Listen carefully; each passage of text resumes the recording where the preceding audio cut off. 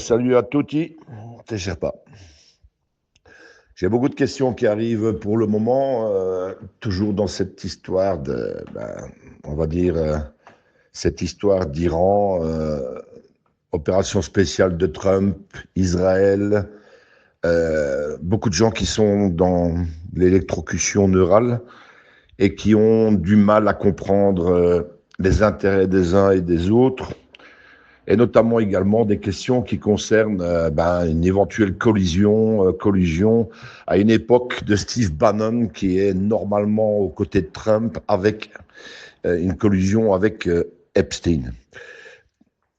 Néanmoins, vous voyez que dans l'information, qui est quand même, je veux dire, énormissime, les choses changent. Donc je crois qu'il faut arrêter de focaliser sur les petits détails, notamment les petits détails concernant qu'est-ce qu'a pu dire Bannon à Epstein, qu'est-ce qu'a pu dire Epstein à une époque à Bannon, pourquoi Israël serait aux côtés de Trump en train de téléguider Trump. Est-ce que ce n'est pas plutôt Trump qui téléguide l'armée, non pas on va dire l'État sioniste israélien, mais qui utilise l'armée? Autant de détails que les gens ont du mal à comprendre, et sur mon canal, j'essaye de répondre le plus possible, parce que vous savez que des gens qui partagent toute la journée, on dit c'est un bon 99,999%. Néanmoins, pour ce qui est d'y mettre un contexte et d'essayer d'expliquer, notamment par exemple, toutes les publications qui sont assez énormissimes par les pilules noires, les black pills, concernant le site de Camille Moscow. Là, on est dans l'anti-Trumpisme à fond de balle, avec beaucoup de vidéos pro-iraniennes contre, l'opération spéciale de Trump, etc. Et c'est nécessaire d'avoir une espèce de mise au point. Alors moi, je donne la mienne, je ne l'impose pas évidemment, mais j'essaye tout du moins, quand je vois des posts qui sont simplement partagés sans aucun contexte, avec la vue d'une pilule noire, d'y donner mon contexte à moi de pilule rouge. Je l'ai encore fait ce matin sur plusieurs posts, mais je le fais quasiment tous les jours, tous les 2-3 jours. Tout ce qui m'emmerde et qui est partagé par de la black pills, bêtement, on va dire de manière méchante et bête, c'est-à-dire je prends un message de Camille Moscow et je le mets dans le canal, simplement pour montrer que je suis d'accord avec elle. C'est pas du travail de Anon, que les choses soient claires. Les Anon travaillent, ils sont là aussi pour, expliquer ce qui est en train de se passer. Et ça, c'est le plus compliqué. Il y a peu de gens qui savent le faire. C'est dommage parce qu'au bout du compte, on avance avec beaucoup de gens qui sont, en train d'avoir des petites crises de foi, si vous voyez ce que je veux dire, à la Raymond DeVos. Mais là, on parle de foi, FOI, comme Raymond. Donc, je vais essayer de prendre plic-ploc des exemples qui me sont en général demandés, notamment, vous devez comprendre qu'on est dans un film, donc ces événements ont déjà lieu, donc vous n'êtes jamais que dans le narratif de quelque chose qui s'est déjà déroulé, qui est déjà décidé, qui est déjà cadenassé. Ça veut dire que quand on ressort des vieilles informations ou des mails de la liste d'Epstein qui parlent d'une collusion, une éventuelle collusion entre Bannon et lui, ou une discussion à propos de l'Iran, vous devez comprendre qu'on est dans un contexte, qui date d'avant Trump ou pendant Trump, le premier mandat. Mais si c'est avant Trump, on a éventuellement des décisions qui sont déjà prises avant 2016 par les démocrates, d'un moment donné, rentrés en Iran. Okay ? Et là, vous comprenez la teneur de ces propos de Epstein qui donne des conseils, et qui va même dire à un moment donné, Trump, si ça lui fait plaisir d'aller en Iran, qu'il y aille, il va se casser la gueule, etc. Ça, c'est sa vision à lui, à Epstein. C'est sa vision à lui, parce que lui, il travaille avec la cabale sioniste, il travaille avec les juifs. Donc, un dans l'autre, bien comprendre le contexte, c'est surtout les époques auxquelles ont été écrits, les mails de la liste d'Epstein. Ce ne sont pas tous des mails qui datent de 2019-2020, si vous voyez ce que je veux dire. Il y en a qui datent depuis bien, bien plus longtemps. Donc, il y a une histoire, qui devait de toute façon être réalisée par les démocrates Obama, Clinton, avec un passage Clinton présidente. Et ils avaient l'intention probablement d'aller foutre une belle merde en Iran. Euh, alors que cet Iran est, entre guillemets, dirigé par les Britanniques.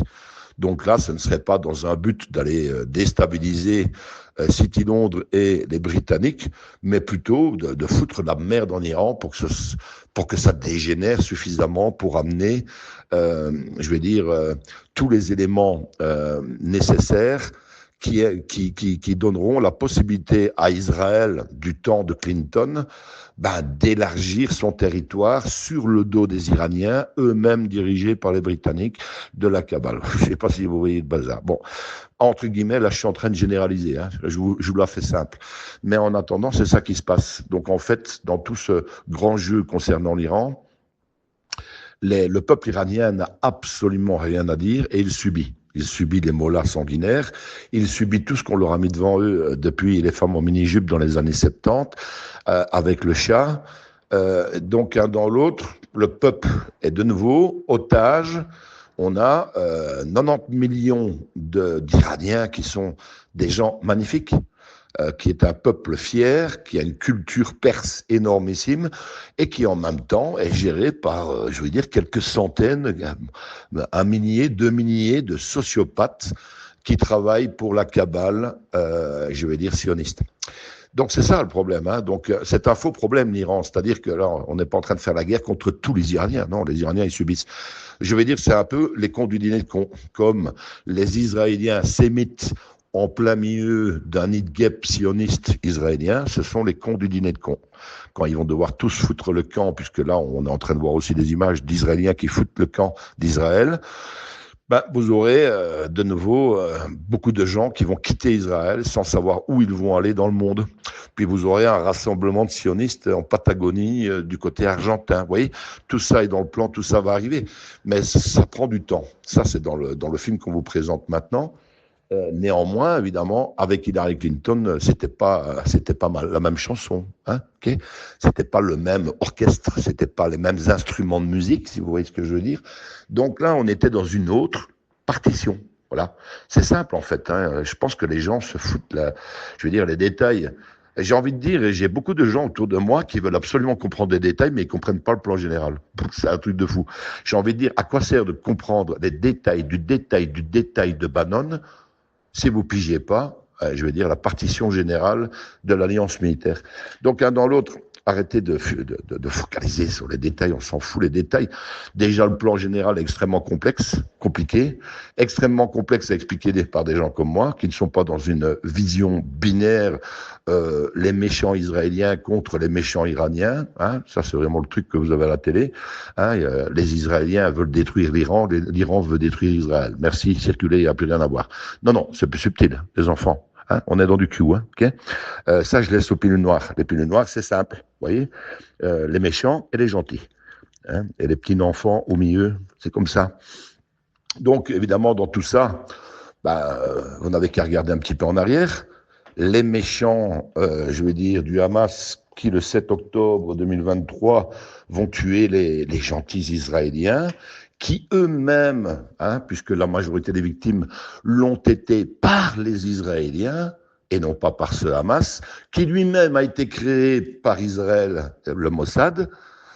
Vous voyez que quand on se projette sur les années qui suivent, oui, il y a eu des massacres de Palestiniens à Gaza. Et en même temps, ça fait là maintenant 6 mois que tout va bien, on n'en parle plus. Je pense que s'il y avait des massacres tous les jours à Gaza, vous les auriez avec les pilules noires. Seulement, il n'y en a plus. Les pilules noires sont en comment est-ce qu'on appelle ça? Ils n'ont plus de munitions. Voilà, ils ont envie de tirer, ils ont envie de tirer un coup, mais ils n'y arrivent pas. Il n'y a pas de munitions. Donc, ils aimeraient bien parler de Gaza et montrer les petits enfants qui souffrent, mais il n'y en a pas.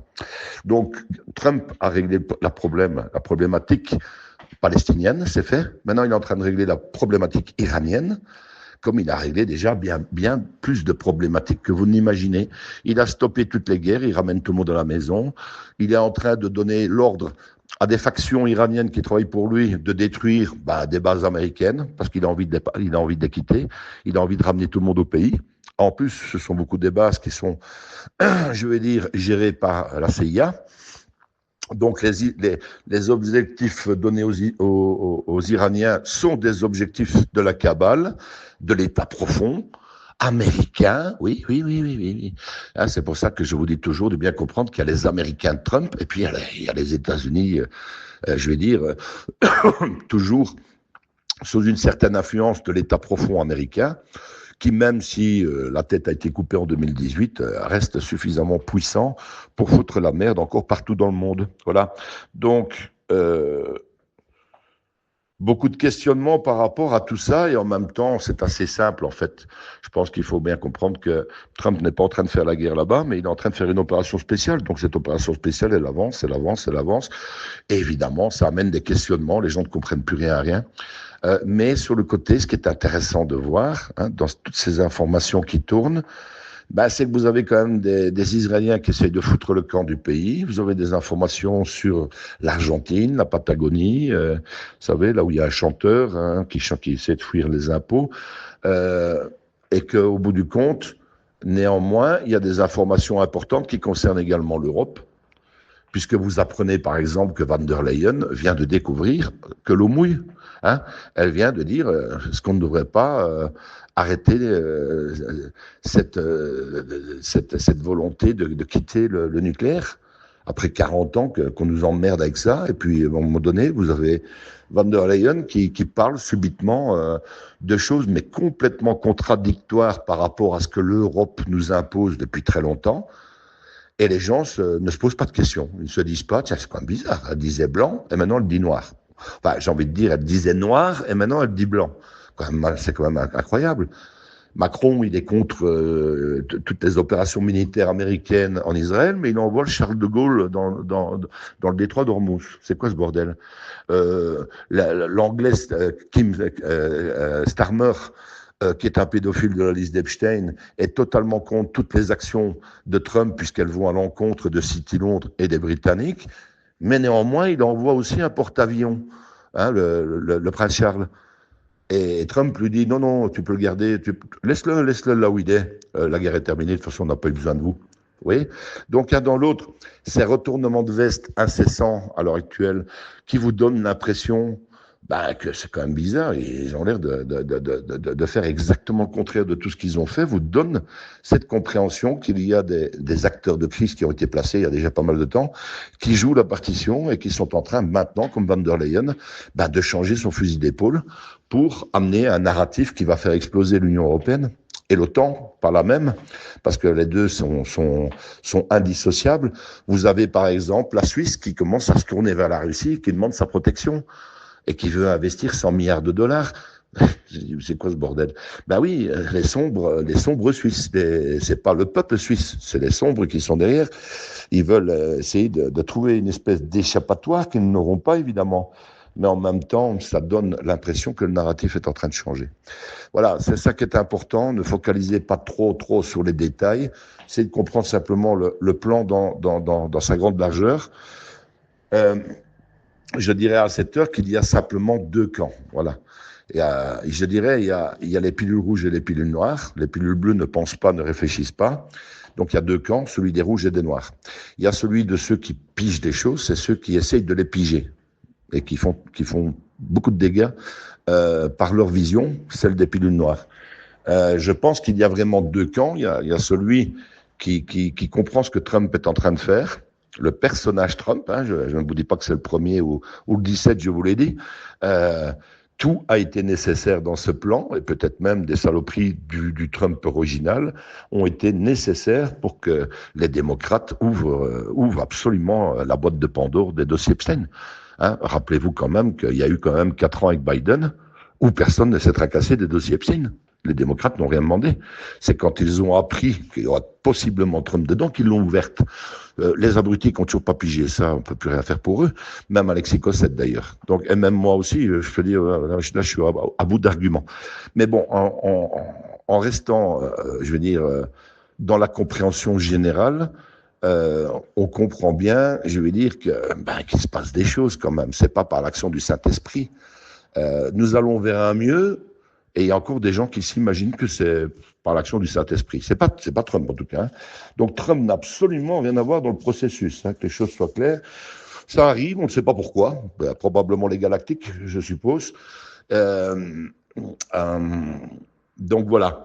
Ces deux camps s'opposent évidemment, puisqu'il y a un camp qui est quand même plutôt positif, et puis il y en a un autre qui est plutôt dans une vision un peu catastrophique. Hein. Trump, Chabaloubavic, ils se battent avec les Israéliens, ils vont former le grand Israël, ce n'est plus qu'une question de temps. Et qu'est-ce qu'il y a derrière? Il y a la guerre de Gog et Magog. Hein. Et c'est pas de la merde, hein, ça. Ça, c'est de l'invention sioniste. Attention, on est dans du film high level, hein, ok? Bon, Gog Magog, machin, mes couilles, le troisième temple, laissez tomber ça. Ça, c'est pour les prophètes. Les juifs, les faux juifs sionistes l'ont dans le cul, c'est tout. Ils l'ont dans le cul depuis le début. Voilà. Ils ont eu le vent en poupe très longtemps. Hein. Attention, il faut quand même remettre à César ce qui est à César. Le sionisme dirige le monde depuis très très très longtemps, et pas depuis 100 ans. Hein, okay. Par contre, je veux dire, top départ 2016, ils l'ont dans le cul. Voilà, ils n'ont toujours pas compris pourquoi. Ils étaient tellement sûrs d'eux qu'ils avaient même déjà mis notre petite Hillary Clinton sur la première page de Time Magazine, première femme présidente. Néanmoins, ils l'ont dans le cul. Voilà, il y a un plan, il s'appelle Q. Voilà, il y a des gens pour le comprendre. Alors, ça aussi, c'est quelque chose que j'ai envie d'expliquer à tous les abrutis qui m'insultent assez régulièrement ou qui envoient des vidéos, qui nous insultent, hein, qui prennent les QAnon ou les Anon de Q, si vous préférez, pour des espèces d'abrutis qui n'ont rien pigé à la casserole et qui en même temps, je veux dire, sont dans un plan qui n'existe même plus parce que Q, c'est terminé depuis 2020, on va dire quelques messages en 2022.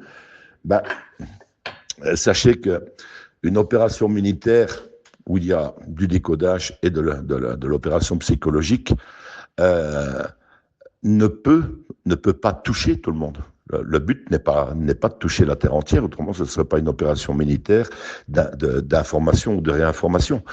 Le but d'une opération telle que celle de Q, que certains verront comme une opération psy-ops négative qui n'a été créée que pour amener Trump au pouvoir, le méchant Chabaloubavic, si elle est réellement une opération d'information, de réinformation à l'attention d'une minorité de gens qui vont décoder l'info pour la répercuter, ne peut toucher qu'une minorité des gens. C'est le but.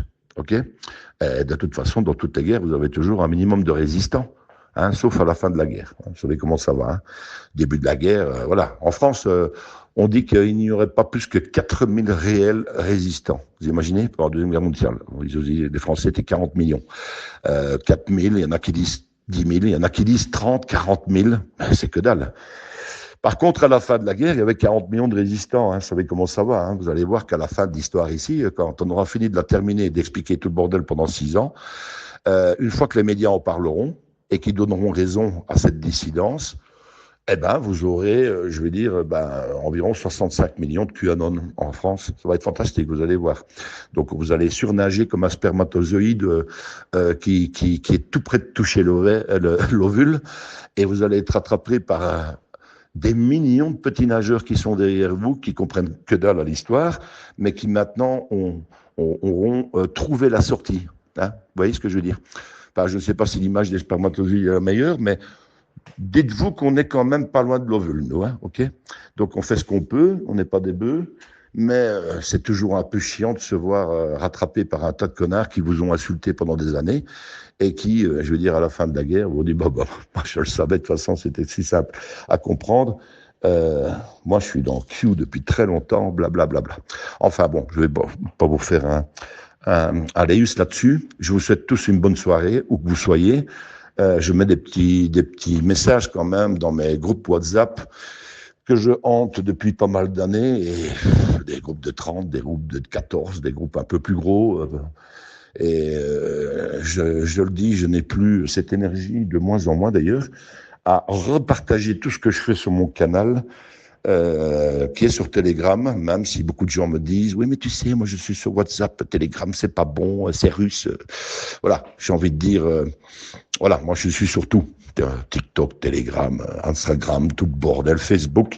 Et je vois que je partage, au bout du compte, je perds plus de temps dans ma journée à partager ce que j'ai produit, personnellement, que d'essayer vraiment de comprendre tout ce qui est en train de se passer. Donc, comme je l'ai dit, ma clepsydre se vide. Vous savez tous où me trouver. Et si vous n'avez pas envie de me trouver, c'est également le même prix. Je suis sur Telegram, beaucoup, sur mon canal, Sherpa Doan. Je suis aussi sur YouTube avec les chroniques du Sherpa, qui sortent tous les 2 jours. On est aux 2/3. Et en même temps, je suis également avec mes petits amis de la Complosphère, Marc Fajal, de Révélation Métamorphose, de mon ami Tifo, et puis les amis de la Z-Team qui nous donnent un coup de main pour tout ce qui est technique, Bernard, Hervé, et toute la bande qui nous donne un petit coup de main aussi pour la technique autour de tout ça. Et on fait ce qu'on peut pour donner quelque chose de qualité dans cette réinformation. Raison ou pas raison, c'est pas le plus important, c'est que vous devez regarder si ça vous parle. Alors, pour tous les gens qui me diront, bah oui, mais moi, tu sais, c'est pas demain la veille que je vais aller sur Telegram, parce que ça, c'est pas pour moi, bah, je dirais pas de bras, pas de chocolat, qu'est-ce que je vous dis. Voilà. Je vous souhaite une bonne journée et à très bientôt.